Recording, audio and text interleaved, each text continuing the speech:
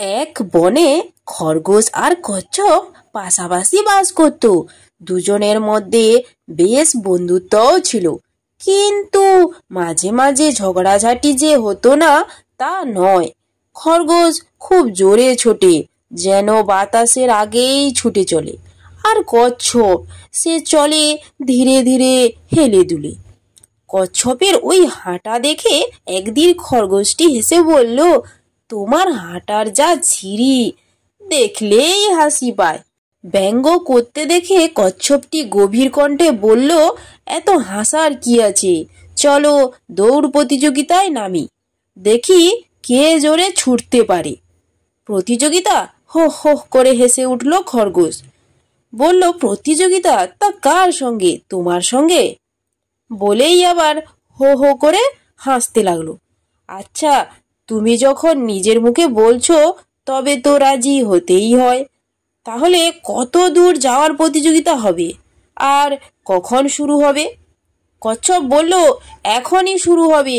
ওই অনেক দূরে ওই নদীর ধারে একটা অশ্বত্থ গাছ দেখা যাচ্ছে, দেখি ওইখানে কে আগে পৌঁছাতে পারে।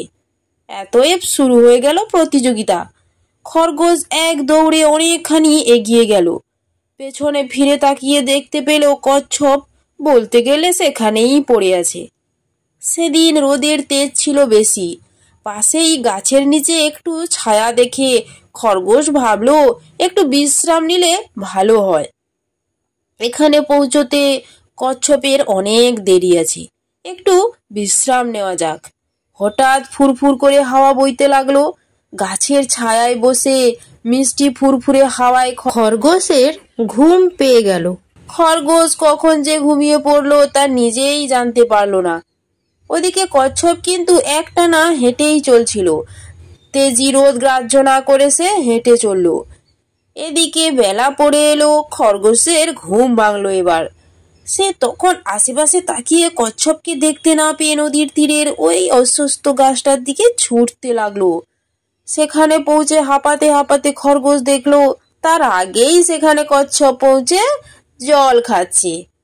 গল্পের শিক্ষা তো বাচ্চারা বুঝতে পেরেছে তো, ধীর ও স্থির ব্যক্তিরাই প্রতিযোগিতায় জয়লাভ করে।